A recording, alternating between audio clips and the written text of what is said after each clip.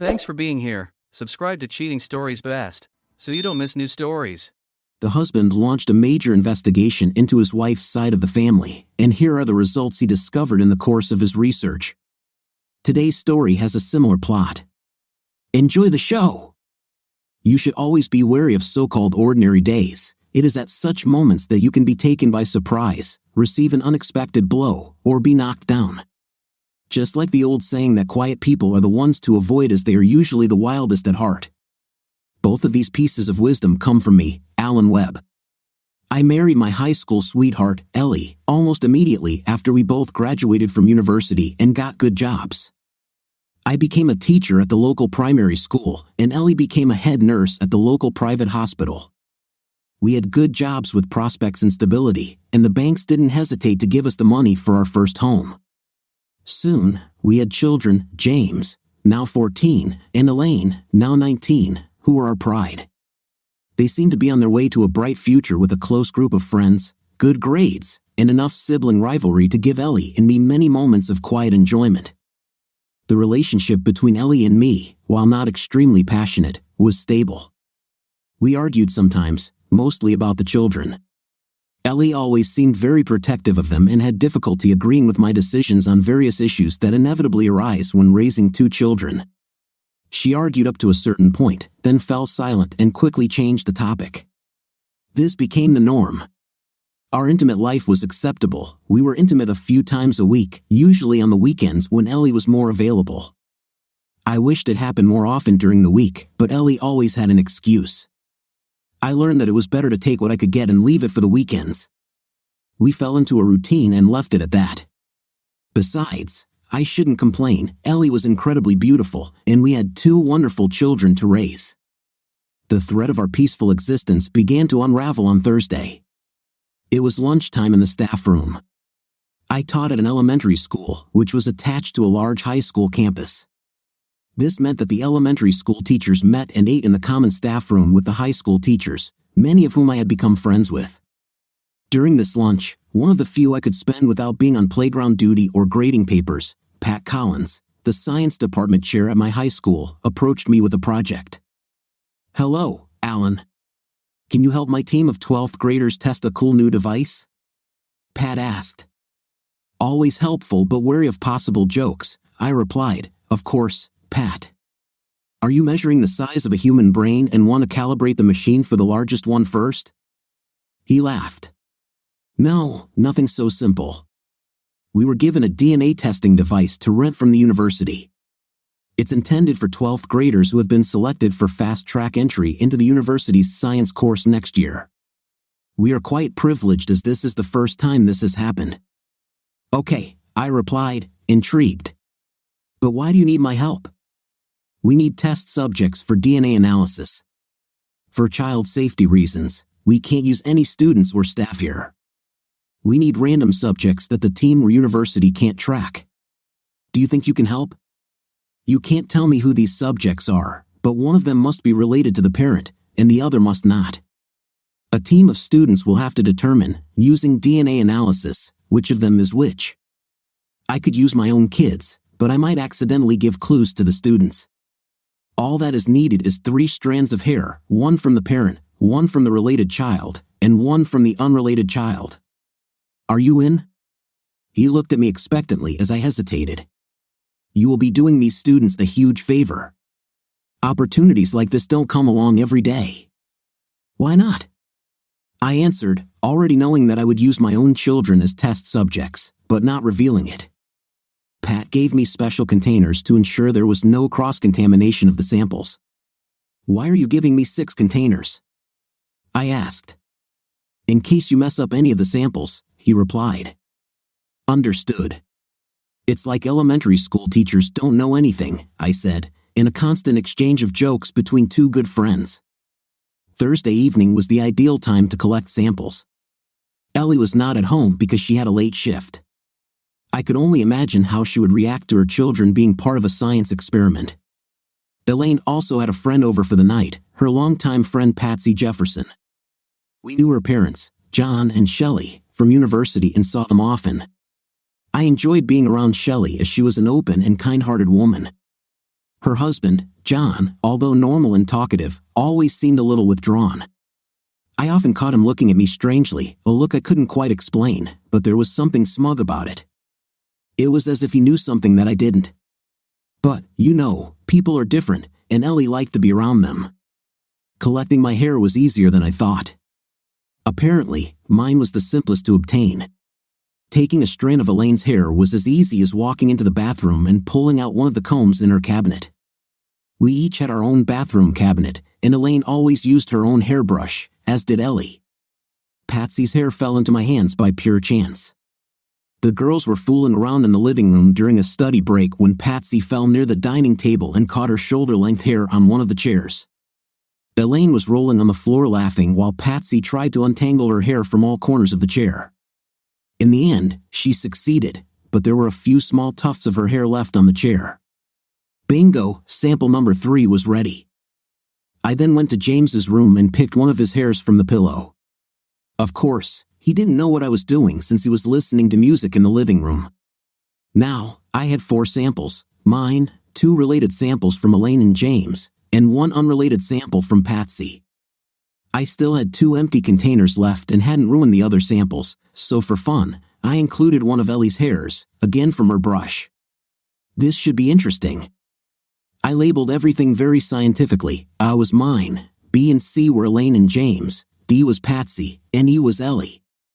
I couldn't wait for the results. This would certainly test the team's accuracy and give them valuable diagnostic experience before entering the university. Naturally, I handed over the samples to Pat the next day. He was surprised by the additional 2 samples but noted that it would make the testing more realistic. Since it was Friday, I didn't expect results soon, so I continued with my normal routine.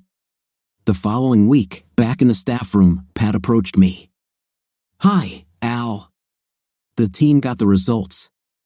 They are delighted." The university mentors were very impressed with how they carried out the experiment and how the DNA instrument performed in relatively inexperienced hands.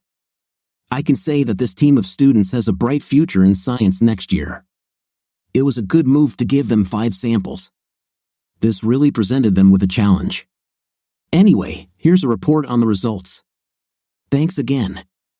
I waited until I got home to open the brown envelope because I had the whole day to prepare for 6th grade. The report was quite simple. It first described in detail the method used to determine the DNA sequences of each sample. This was followed by a table illustrating the family relationships between the samples. It stated that sample A was not related to any of the other samples. B referred to samples B and C, D referred to samples B and C, and E was not related to sample D. They then stated that the results had been thoroughly tested by the university's DNA laboratory and that the likelihood of error was extremely low. The report included praise for the way the Year 12 students carried out the task and congratulations on the high degree of accuracy they achieved. In fact, the letter said the results were absolutely correct in all respects. It didn't hit me until I reread the report. My hands began to shake as the implications of the results hit me like a sledgehammer. Yes, sample A was not related to my own children, samples B and C. This couldn't be true. I was their father. But Ellie was their relative. What about Patsy? How could she be related to Elaine and James? The truth of these results was too great to bear.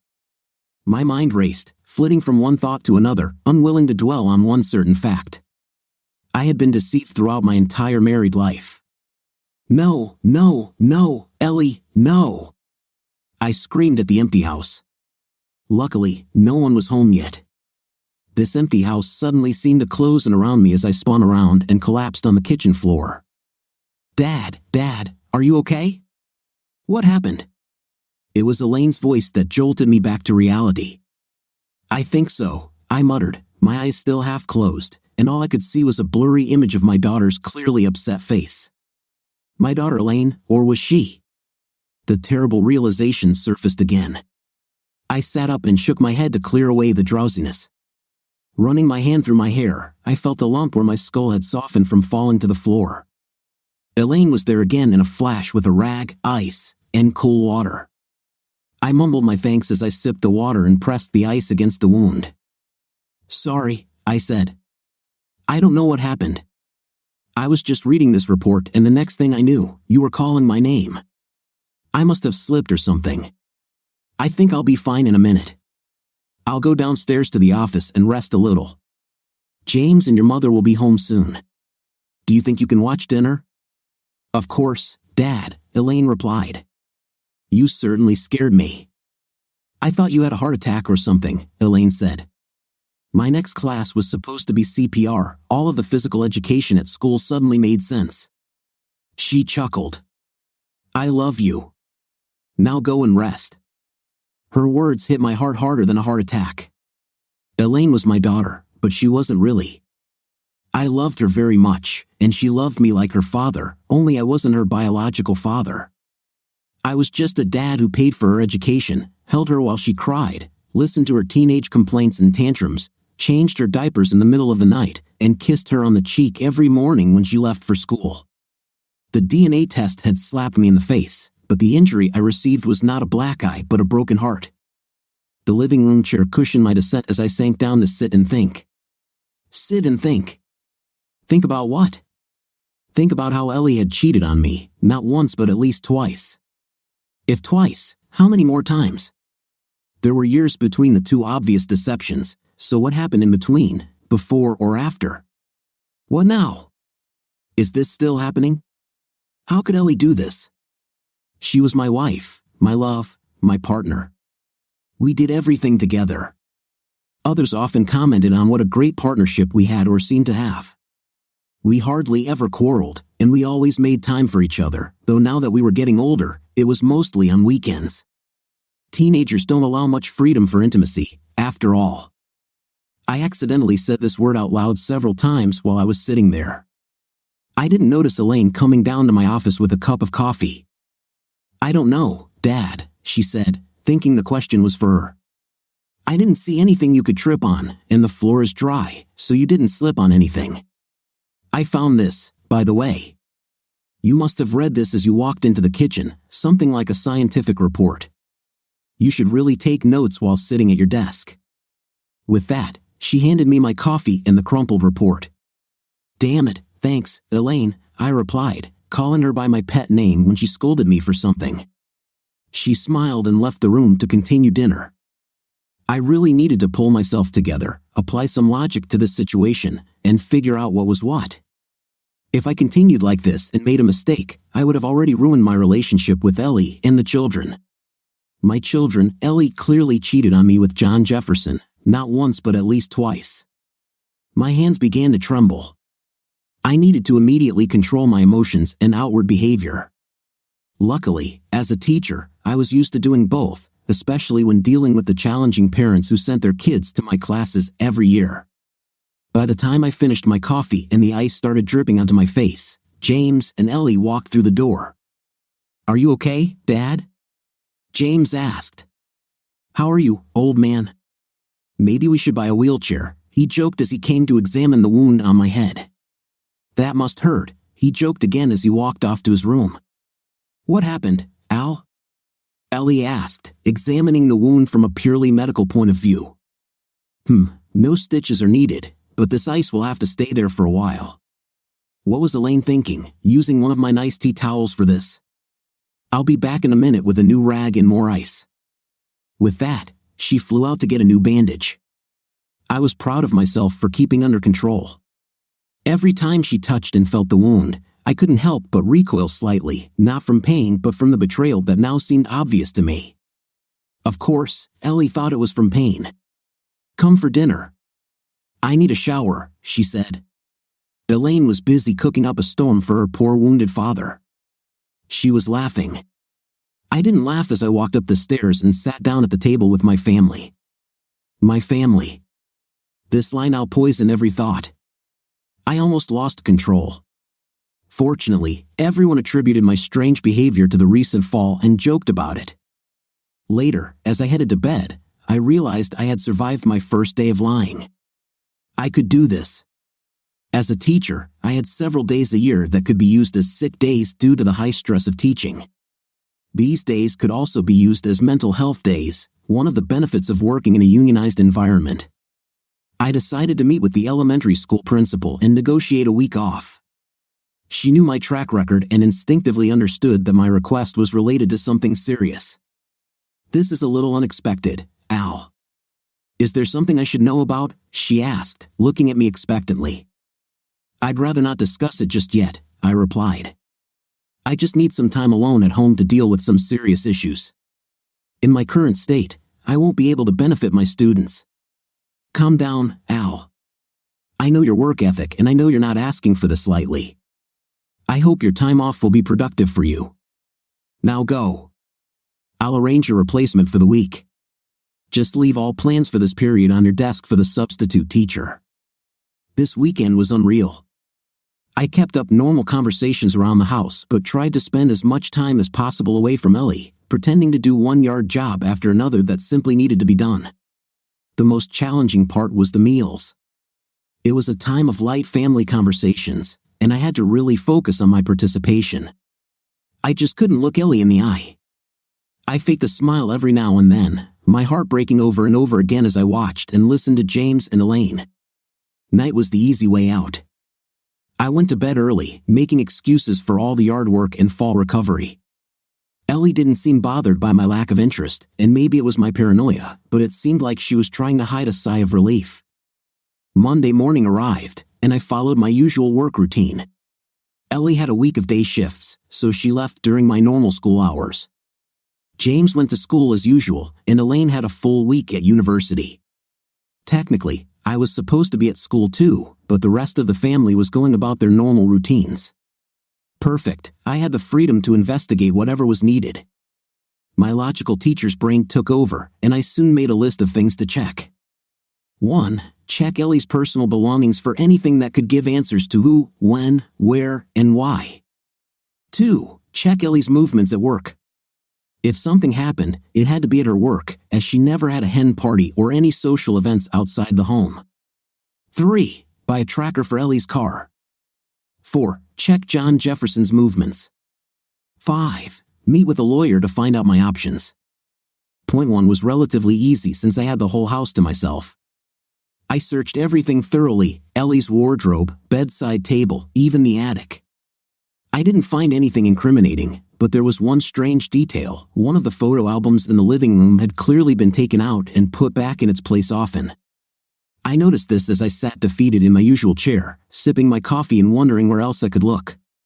Out of curiosity, I took the album off the shelf. Nobody looked at the photo albums anymore, so I was curious why this one was open so often. I was shocked by the content of this album. It was almost a tribute to John. There were photographs of him at university, some with Ellie in intimate poses. It seemed that while still studying, they had taken quite a few pictures together. I also remember that we had promised to be exclusive during our courtship at university. Something was wrong. There were pictures of him with Elaine when she was a baby. The most disturbing part was a photo of him, Ellie, and Elaine in the hospital shortly after Elaine was born, a happy family photo. The sequence continued chronologically with similar photographs, including James. More happy family photos followed at different locations. I noticed that they were mostly taken in places we visited together, so the photos must have been taken while I was distracted. I don't remember any photographs being taken while I was in sight or hearing. The photos were clearly not displayed on the kitchen table after the events for everyone to see. They all seemed to be taken in one of the local hospital areas. Ellie was almost always in her work clothes, but there were a few where she was wearing a very revealing dress. Ellie always looked stunning, and when she dressed carefully, she could attract attention. Even now, however, I felt no pride, only a deep sense of betrayal. It was clear that she hadn't dressed up for me but to impress John. Now, I could understand those hidden glances and sly smiles when we met in company. I could almost hear John's thoughts. That poor fool doesn't even know that Ellie and I are involved. He doesn't even know about our children. My mind slipped into another world, almost like being in a movie. Nothing I took for granted seemed real anymore. No marriage, no children, no family.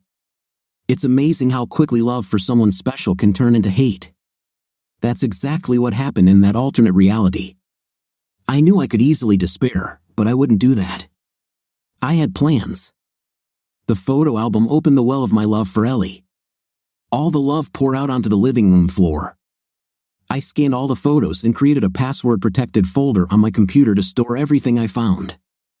I moved on to the second item on my list. It was 11 o'clock, and I knew Ellie had lunch break every day at 12. I had enough time to get to her hospital and see what she was doing.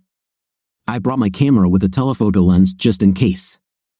Parking was easy at this time of day, and I was lucky to find a spot near the rear entrance of the parking lot. It was out of sight from the main entrance but allowed me to observe it. At 5 minutes to 12, I saw John enter the hospital. He walked in confidently, as if he had done this many times. At just over 12, Ellie left the hospital, and I was filled with intense rage when I saw her with John. I automatically began taking pictures of the couple leaving the hospital and heading towards Ellie's car, which fortunately wasn't parked next to mine. They kissed as they got into the car, and Ellie drove off. I followed them at a safe distance. They didn't seem to expect anyone to follow, so there were no sudden turns or glances. The car stopped at a hotel near the hospital, an establishment primarily serving hospital patients and their relatives. They quickly exited the car and went into the reception area, where they were handed a key by the receptionist. Once they disappeared into the elevator, I went into the reception area and pretended to look around. I casually mentioned to the receptionist that the last couple seemed to be in a hurry. Her response shocked me to the core and almost made me lose my temper. She said, "Oh yes, they are regular guests here, 4 times a week. They take a room and order takeout. Isn't it nice that couples still do this even after all these years?" My mind was racing. They're married to me, I thought. The receptionist continued, "I've been working here for 15 years, and this happens every week from Monday to Thursday, like clockwork. Even when Ellie was pregnant, she and James came here. They usually stay for an hour and a half each time. It's strange they never come during school holidays. Do you need a room number?" I managed to stammer, "No, thanks. I was just looking for places where my company could accommodate visiting representatives." I stumbled and returned to the car. Sure enough, a little over an hour later, the couple lazily returned to the car, both eating sandwiches. My camera captured the evidence. I could barely restrain myself from confronting them right there. They drove off while I sat stunned in the motel parking lot. The receptionist noticed me and waved sweetly. She must have been on her lunch break and seemed to be kindly acknowledging a potential future client. She approached and asked if I had any more questions about the hotel's services. I politely shook my head, thanked her, and left. When I got home, I added the photos to my folder and moved on to the next item on my list. It was only Monday. I found a small, discreet GPS tracker online that was sold at a local store. It was already 2 o'clock in the afternoon, so I had enough time to buy it and return home by the usual time. $200 later, I had a tracker and a small instruction manual. I got home by 4:30 and sat at the table, pretending to check my notebooks when James burst through the door. "Hello, Father. I'm home. I hope there are no accidents today," he laughed before disappearing into his room. The usual afternoon routine began. James arrived around 4 o'clock, with Ellie heading to the shower. I was preparing dinner by 5 o'clock, and we all sat at the table by 6:30. The conversation was normal, with light family discussions and small talk. Ellie seemed like herself, following her routine so consistently that it appeared to be a normal part of her day. There were no signs of secret guilt or remorse for her actions. I went to bed early, pretending to be tired from a particularly difficult class. My family was used to these early departures and were not surprised. The night was restless.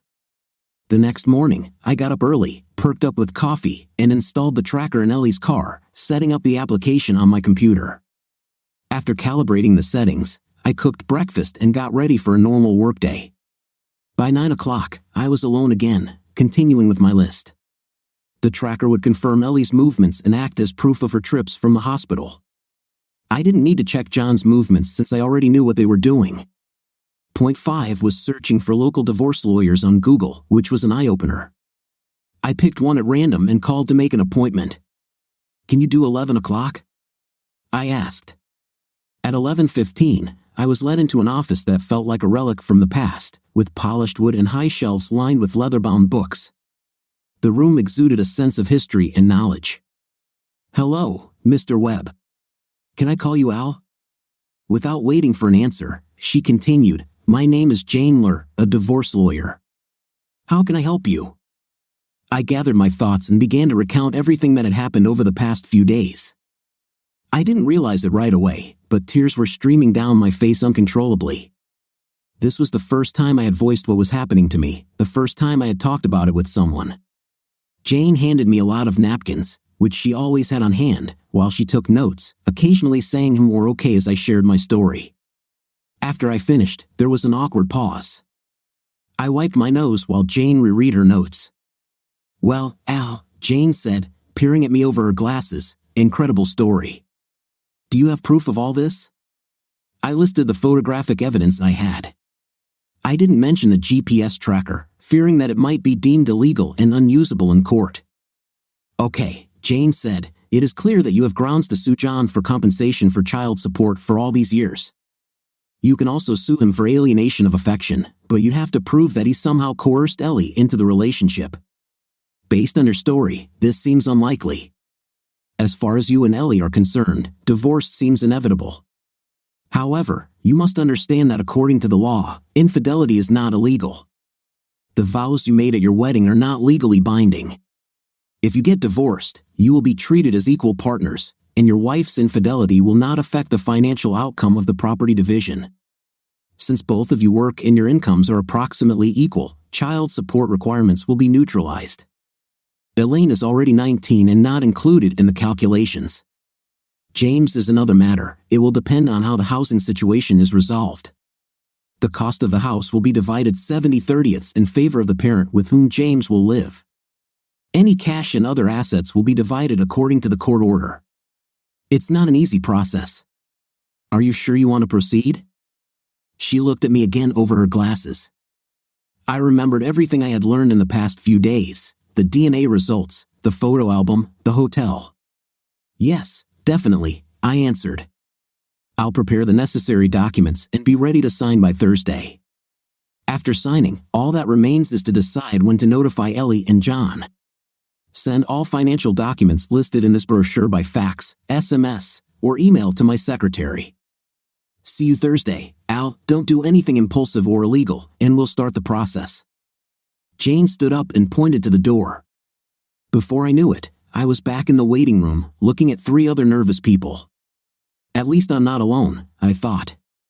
But then I felt desperately alone in this situation. Who could I trust?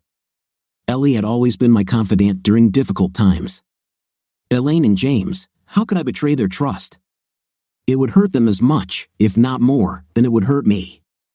What about John's family, Patty and her mom Shelley? They would be devastated to learn about Ellie and John's relationship. Doubts began to undermine my previous resolve. Could I really hurt so many people? If I did nothing, I would be the only one to suffer. Could I live with this? I wandered home, lost in thought. To act or not to act, that was the question. I smiled miserably at the Shakespeare reference. Happiness seemed out of reach in this situation. I needed a drink. I'm not usually one to drink alone, but I found a large glass of red wine strangely comforting. Was a bottle of wine the only consolation I could find? It was a downward spiral, and I knew it. I put the bottle back but left the glass. It took me about 3 hours to finish the wine and decide what to do. I had my foray into drinking alone and started dinner before the family arrived. Ellie, with her usual cheerful greeting, rushed to her room to take a shower, followed by James.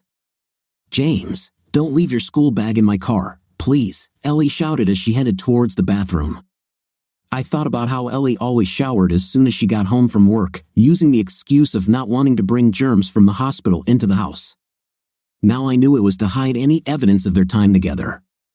The name James, that was the name John used at the hotel. These revelations only strengthened my resolve. I knew what I needed to do. The next morning, I got up early and went straight to Ellie's car to remove the GPS tracker. I didn't need it anymore. Yesterday's findings showed Ellie was following the same pattern. I also tampered with the car's electrical system so that it wouldn't start. After returning to the kitchen, I prepared breakfast as usual and followed my regular morning routine. "Come on, James," Ellie shouted. it's time to go. I need to get to work on time. My thoughts slipped away. You mean you're going to meet John? I thought sadly. They both disappeared into the garage, but for some mysterious reason, the car wouldn't start. Al, the car won't start. Can you come and take a look? Ellie begged. I went downstairs, taking my time. I lifted the hood and pretended to check various cables while telling Ellie to try starting it now or what about now. Sorry, looks like it's the bus for you and James today. I could drive you, but I have a staff meeting before school today, I lied. Ellie wasn't happy, but she knew that if she didn't start the 5-minute walk to the bus stop right away, she'd have to wait another 30 minutes. James wasn't impressed either. Taking the bus to school was not cool. At least the bus stopped right next to both stops, so the other end of the journey would be relatively painless.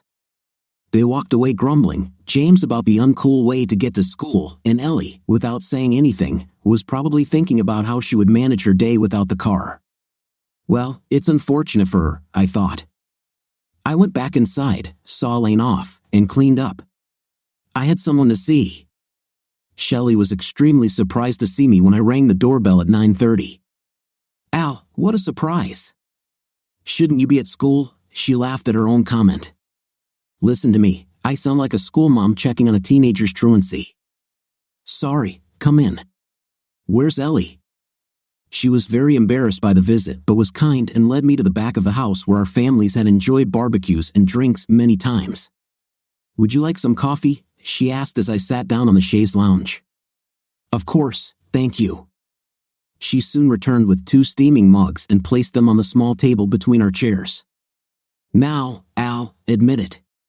Why are you here on a school day and without Ellie? Shelley's intuition was spot on. What I'm about to say is not pretty, I began. I thought long and hard about whether I should even tell you anything, but you know me. I believe I'm doing the right thing. Shelley grew paler as I spoke but listened without interrupting. I didn't sugarcoat anything, explaining the current relationship between Ellie and John.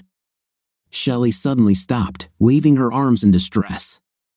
She looked very embarrassed by her reaction and quickly went inside the house, reappearing with a huge box of tissues, 2 bottles of red wine, and 2 large glasses. Forget the coffee, she said. I need this more. If you don't drink it, I will. Your choice. I took a glass and filled both hers and mine with the red liquid. Now, tell me again what happened, she said.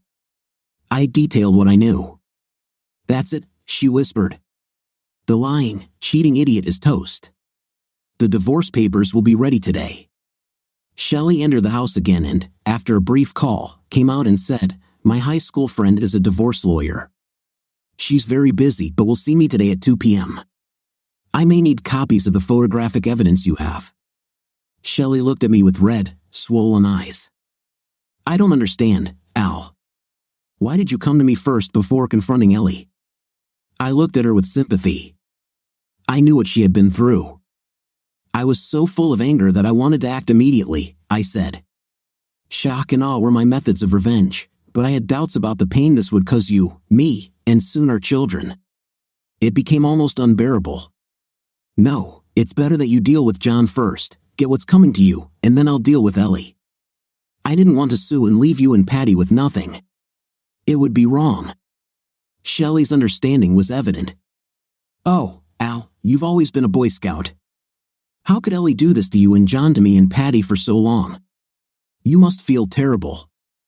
I know I do. With that, she came up to me and hugged me tightly.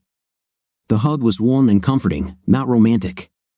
We both sat there, crying uncontrollably into each other's shoulders. It was the first compassionate human contact I had experienced since this whole mess began, and it was a relief. I don't know how long we stayed like this, but eventually, we naturally pulled apart. I'll deal with Patty, Shelley said. I won't tell her the details of John's affair but will provide enough information to make it clear that there's no doubt about his long-term infidelity. I won't jeopardize your plans or give Ellie any hint that I know what's happening. That should be enough to make her feel the sting. I left Shelley's house feeling more confident in my plan. Let Shelley deal with John first, secure her share of their joint property, and pay up front without alerting anyone else about the affair. This would give me time to prepare for the next steps. Shelley definitely knew her stuff. John was served the very next day at work. His colleagues were just getting ready for a meeting when a court representative called him loudly. The representative probably shouldn't have added, but after announcing you've been served, he added, "Your wife cannot live with a man who has had a long-term affair with another married woman who has 2 children with you." Amidst the gasps and chaos, the server disappeared. He was paid well to add that extra detail, though he might not receive another similar assignment for some time due to his indiscretion. Needless to say, John was treated like an outcast at work. His normally friendly coworkers would physically move if he sat next to them, and no one spoke to him except to answer direct work-related questions. His boss called him into his office, scolding him for his lack of moral ethics and questioning why he should continue to work for the firm given his poor judgment and reliability. His boss, who had been married for 45 years, found it difficult to hide his contempt for John, who had so easily undermined their marriage vows. John was notified that he would be fired immediately after the divorce was finalized, giving him 2 months to find another job, a challenging task in an area where gossip was rampant. Meanwhile, things were getting complicated at Ellie's house. For some reason, repairing Ellie's car was taking an unusually long time. Every week, the mechanic called with a new technical issue, meaning Ellie had to rely heavily on the local bus service. This also meant that the relationship between John and Ellie became unusually strained. They were used to seeing each other frequently, so the lack of regular meetings put a strain on their relationship. Their usual hotel reservations were canceled, and they had to meet in less than ideal locations like hospital storage rooms, which were cramped and filled with chemicals, with the added risk of being discovered by maintenance personnel. One day, they were caught by a contract worker who opened the door and saw them. He quickly closed the door but returned moments later to record a video on his phone. He managed to capture 30 seconds of footage where their faces were clearly visible. Although the video was circulated among acquaintances, it never made it to Ellie or John's phones but did end up in my possession, added to my collection of evidence. At home, I maintained a calm demeanor. The routine was well established, and keeping up appearances was easier than I anticipated. The only noticeable change was the absence of physical or intimate interaction between Ellie and me. I wondered why Ellie didn't comment on this shift in our relationship, but it was clear her mind was preoccupied with her ongoing issues with John. She was often on edge, likely due to the risk and irregularity of their meetings. She must have wondered how no one had discovered her as the other married woman mentioned in the divorce papers. Perhaps she thought it was luck. Sometimes, she was late, citing overtime at work, which I knew was actually time spent with John. I was seething with rage inside but hid my contempt behind a facade of normalcy. Elaine suspected something was wrong and confronted me in the kitchen one day while I was preparing dinner. Ellie and James weren't home yet. "Dad, are you and Mom okay? I can't help but notice that you two are not exactly yourselves. Mom is always on edge, and you act so normally. This isn't normal. Look at what's happening with Patty and her family. I wouldn't want that to happen to you guys. Their divorce will be finalized next week. Patty cries all the time, and her father is hardly ever home. Their house is being sold. Patty told me that her father had been having an affair for many years and that he had 2 more children with another married woman." I looked at her, thinking that a woman's intuition was alive and well in a teenage head. "Of course, Elaine, you know that every couple has good times and hard times. If anything happens that you need to worry about, I'll be the first to let you know. Do you have a room where you can retreat to?" She left, but I knew I would have to eventually tell her about her real genetic background. It was a task I was not looking forward to, how to explain to a girl who had been your daughter for the last 19 years that this was not entirely true. Shelley and John's divorce was expected to be finalized soon. Shelley's lawyer informed her that she should receive 80% of their marital assets, which would allow her to start a new life. It was impressive how the details of John's affair were kept from public knowledge, which helped with my plans. The day came when John and Shelley's divorce was finalized. The house was sold, and Shelley moved to a nearby town to find a new job and suitable housing for herself and her teenage daughter, Patty. Patty accepted the situation and began spending many nights with Elaine. Patty seemed to lean heavily on Elaine for support and was very attached to her mother. If Shelley wasn't home when Patty arrived, she would immediately call to find out her whereabouts. Shelley and I continued to meet from time to time for friendly conversation. Our support for each other helped us weather the storm of deception with a relative degree of calm. John lost his job as expected and eventually found low-paying, sporadic work. Now it was my turn to take action. Ellie returned home from work that Wednesday afternoon as usual and was just walking into the bedroom to take a shower when I called out to her. "Ellie, I know what you and John were doing," I said. The reaction was dramatic. Ellie froze halfway up the steps, her skin turned white, and she nearly tripped. "What do you mean?" she muttered, clearly distressed. I couldn't hold back the anger any longer. "I know you and John have been deceitful for at least 19 years, I shouted. "You've slept with another man and had 2 children with him, making me believe they were mine. The disrespect and deception you've shown me are beyond words. I've known about this for the last 3.5 months. You'll be handed the divorce documents at 8 tonight. I chose this time because James and Elaine will be home. I'm leaving soon, my things are packed in the car. I'm not coming back to this house of lies. If you need to contact me, do so through my lawyer, whose information will be on the divorce papers.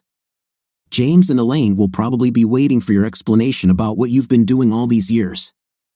I couldn't bear to be the one to tell them. I might say things that would cause them more pain. You started this mess, now you need to clean it up." Ellie collapsed on the steps, sounds and repeating no, no, but I felt no pity. I headed to the kitchen to finish preparing dinner for James, Elaine, and her. Surprisingly calm, I set the table and placed the 2 envelopes in their usual places. The letters inside were identical.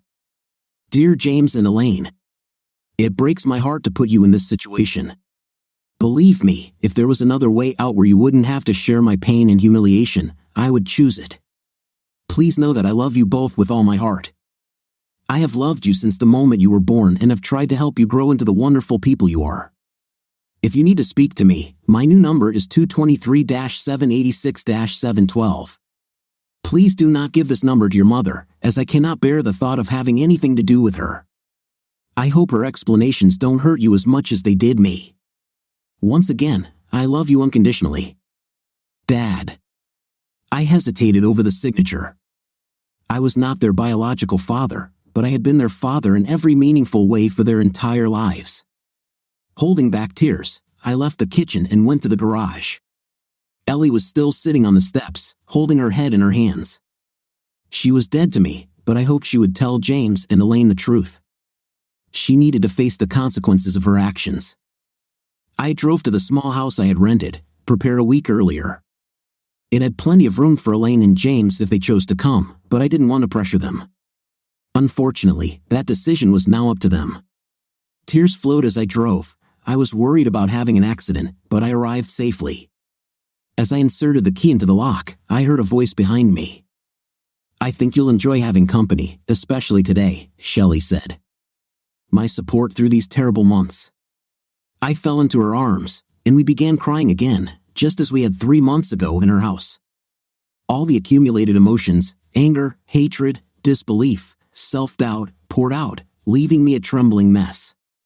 Shelley led me into the house, sat me on the sofa, and held me. An unknown amount of time passed before I could speak coherently. "Thank you, Shelley," I said. She didn't let me say more, and instead, we shared a tender moment of connection. At 7 o'clock in the morning, we were woken up by 2 ringing phones, one from Elaine and the other from Patty. They had been trying to reach us since last night. I answered mine. "Lainey, how are you, my darling?" I heard sobs on the other end of the line.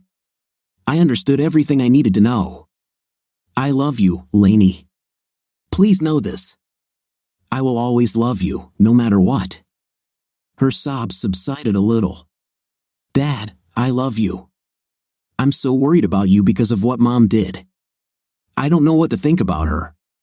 For me, she is partly the same mother I always knew, and partly a woman who has deceived everyone who loved her. Can I see you? Where do you live now? Will I still be your daughter? I love you so much, I can't imagine life without you. James wants to see you too. Can we come now?" She sobbed into the phone. I reassured her and promised to pick them both up within the hour. I didn't mention to Elaine, but Shelley and I had some cleaning up to do. Patty also wanted to see her mother and was very worried about her staying out of the house overnight.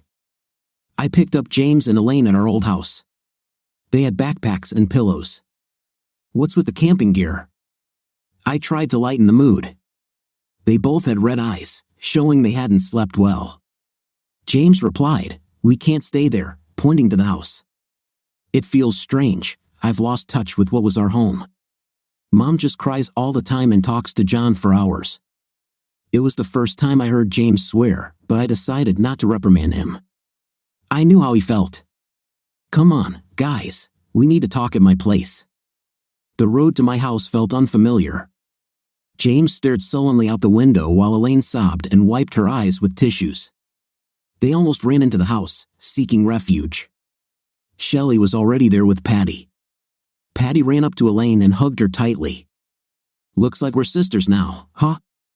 I've always wanted a sister, and I'm so glad it's you. It's a pity it's under these circumstances."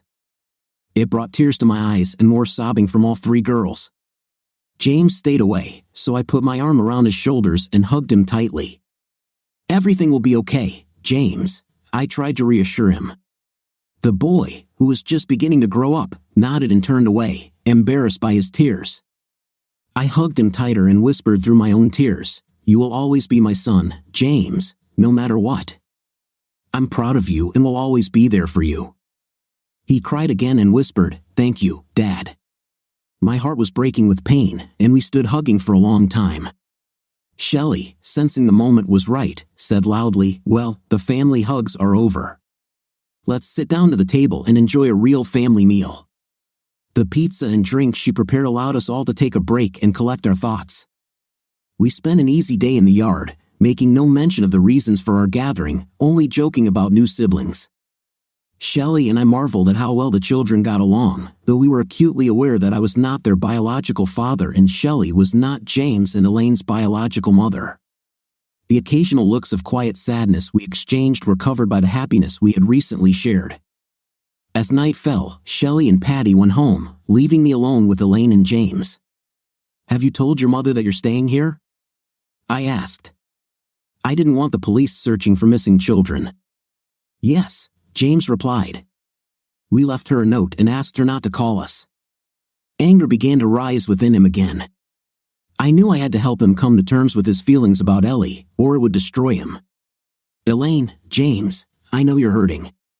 Believe me, my anger at this situation almost consumed me. I seriously considered ending this pain, but what kept me sane was you two. Your mother's actions were mainly against me. She promised me fidelity in marriage and betrayed that trust.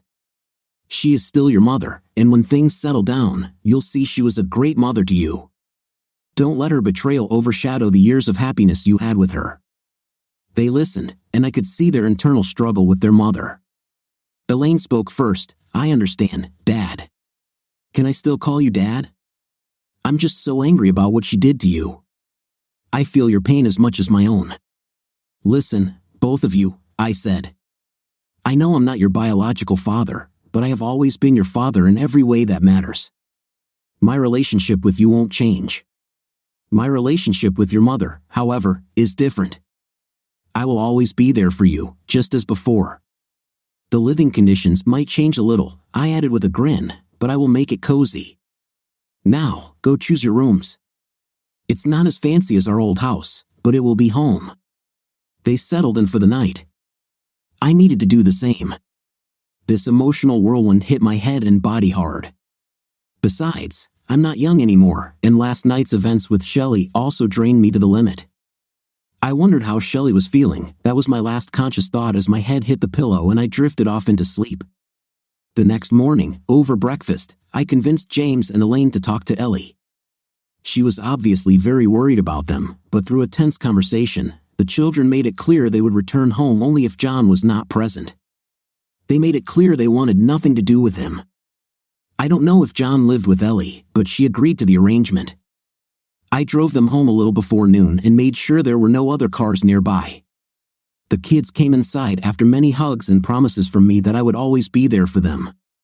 As Ellie began to leave the house, I didn't let her finish. I closed the window and quickly drove away, feeling no desire to speak with her, although I understood I would have to do so eventually for the sake of the children. I needed to talk to my lawyer, Jane. She was very straightforward when I met with her. "Al, as difficult as it may seem, John has every right to your children," she said. "I use the term your children metaphorically. He is their genetic father. No matter how unfair it seems, the law is the law. Elaine is 19 and has the right to live with whoever she wants, if anyone at all. James is 14, and the law requires him to have a guardian until he is 16. You and Ellie will need to come to some kind of agreement, but she doesn't have to let you take care of James. She is his mother, and John is his legal father. You are an outsider here." Of course, I knew all this, but hearing it out loud only deepened my despair. Jane continued, "Let's let the divorce run its course, and then we'll see." The divorce proceeded as expected, and child support was not requested. I received 40% of the family assets, which surprised Jane. She had expected me to get much less.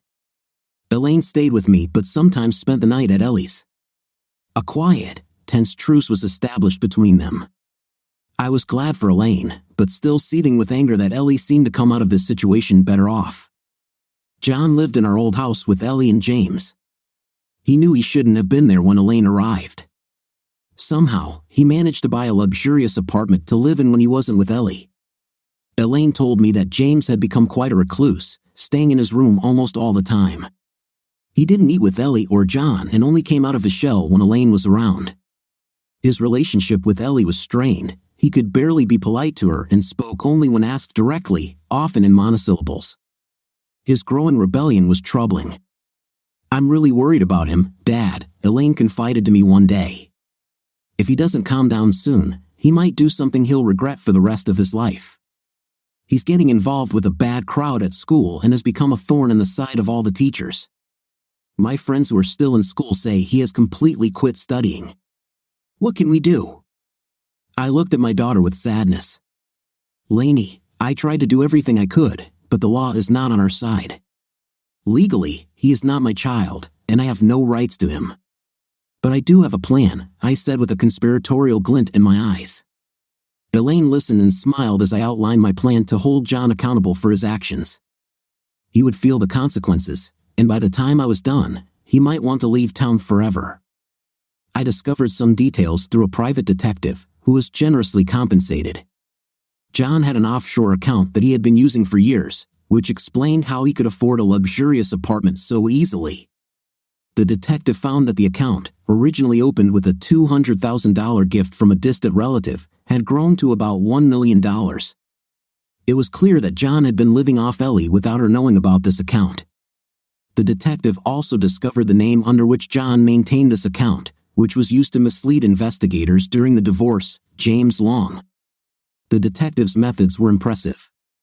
He suspected John accessed the account through a computer or smartphone, as he never visited foreign bank offices. He also had a safe deposit box at a local bank but rarely visited it. Elaine was determined and likely wanted to deal with John even more than I did. She was on a mission to figure out how he accessed his lucrative offshore accounts. She started spending more time with Ellie, which meant John was home less often. This caused him inconvenience since every time he left, he was forced to take all his personal belongings with him, including his computer. Over time, he became more relaxed and left his laptop with Ellie. This was the moment we had been waiting for. Elaine called me as soon as she realized she was in luck. "Dad, he left and I have his laptop. What should I do? I don't know his password or anything." I replied, "I'll pick you up in 15 minutes, but make sure your mother doesn't know you're leaving. Otherwise, John might come back."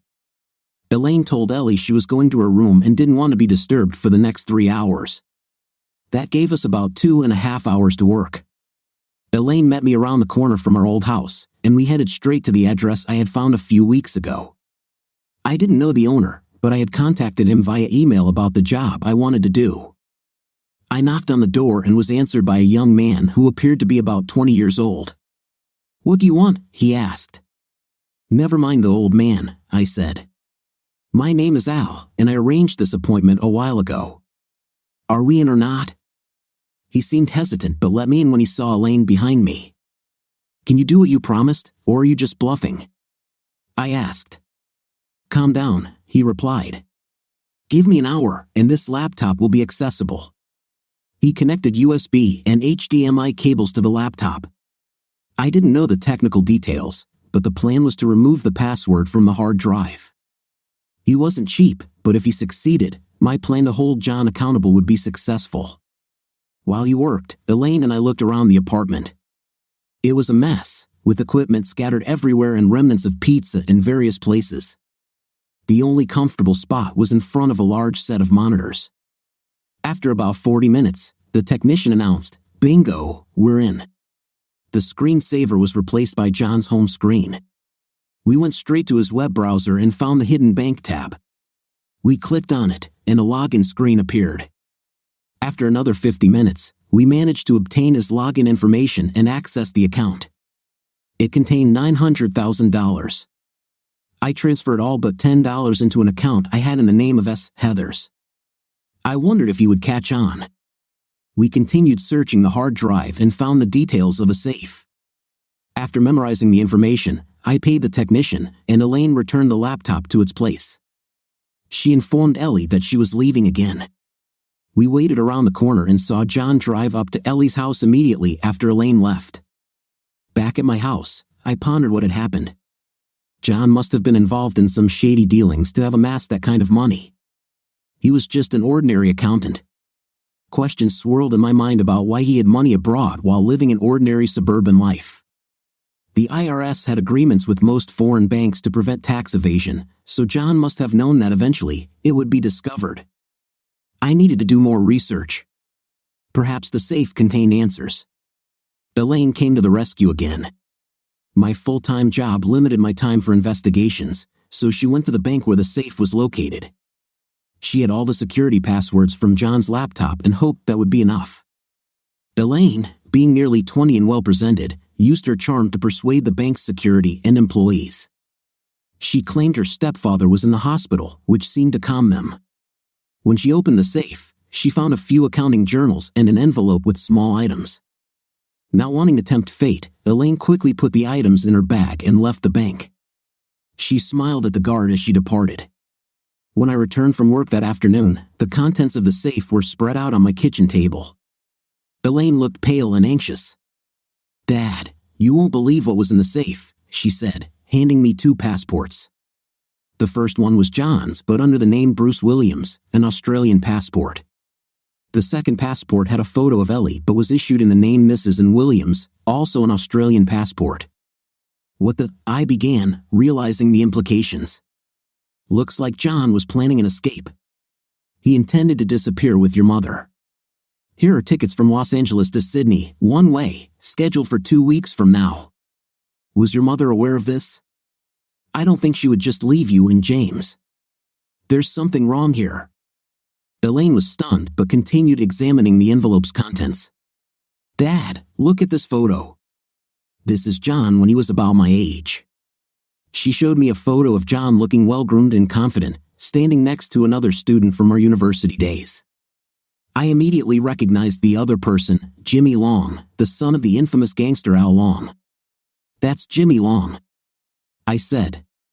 So John was friends with him. He must have hidden it well, as I never suspected a connection. It's strange, though, I never noticed John and your mother being close at university. What a naive fool I was. As I reviewed the contents further, I noticed the ledgers. The first journal showed regular cash deposits and withdrawals under the name J. Long, indicating John had been doing accounting for Jimmy Long. The second ledger was more mysterious, showing only deposits except for one large recent withdrawal, the same account we had emptied. John was either getting paid regularly for his secret services or stealing money from Jimmy's account. Either way, the pieces are falling into place. Elaine, we've stirred up a hornet's nest. This could lead to serious trouble if we're caught, especially for John and your mother. I'm not worried about John's fate, but your mother is another matter. I don't wish her any harm, but the crime family is known for dealing with issues harshly. We need to be very careful. Elaine turned pale. "Do you think they know it's us?" she whispered. I hope not, I answered, though I was uncertain. We needed to cover our tracks quickly. I took the ledgers to school and asked my assistant to make 2 copies. I also made copies of the passports. Elaine returned the originals to the safe but left Ellie's fake passport and plane ticket behind. This time, the guard greeted Elaine with a smile and waited impatiently for her arrival. Elaine and I discussed our next steps. Ellie needed to get away from John to avoid being connected to him. The plan was to deliver 1 copy of the ledger to Al Long's mailbox, and Ellie needed to disappear under her new name. I called her, and after a long pause, she answered, clearly puzzled by my call. Ellie, we need to talk urgently. This concerns James, I said, trying to get her to meet me. I hung up before she could ask more questions. When she arrived at the cafe, she looked anxious. Alan, what's going on? Is something wrong with James? She asked. I gestured for her to sit and placed her fake passport on the table. Seeing her photo on it, she quickly looked at me. What is this, Alan? This isn't my passport. Where did you get it? I waited for her to finish her questions before placing 2 plane tickets on the table. Looks like John wanted you 2 to disappear, Mrs. Williams. She turned even paler. How? I would never leave my children. I know they've been difficult since we divorced, Alan, but I still love them. They're also John's children. He wouldn't just leave them. When Ellie said her last sentence, she bit her tongue. It was the first time she openly admitted that the children were not mine. Are you really defending this man? I asked, my anger rising. This deceitful man who, along with you, has been lying to me for 19 years? You expect me to believe he has any morals? I was shouting, and other patrons in the cafe were openly watching us. Ellie had never seen me so furious, and it scared her. I'm leaving, she said, starting to get up. I placed the accounting books on the table. What's this? She asked, noting the documents. I suggested she review them carefully. She quickly realized what they were. She had always been in charge of our finances. It looks like John has been deceiving you as well. He stole from people he shouldn't have. It's a kind of justice for me, but it doesn't bring me any comfort. This man, John, not only betrayed me but also stole from someone dangerous.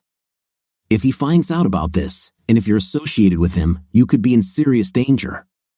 You could be used and discarded, or worse. I gave her a moment to process the information. She turned even paler, and the other patrons seemed increasingly concerned. The waitress approached us, noticing Ellie's condition. Are you all right, miss? Shall I bring you something? Ellie didn't respond, and the waitress walked away, embarrassed. Ellie, you need to leave for Australia immediately using the fake passports and plane tickets. Disappear without a trace. The Long family knows you've been with John for a long time. I can't believe how many years these 2 have lied to me.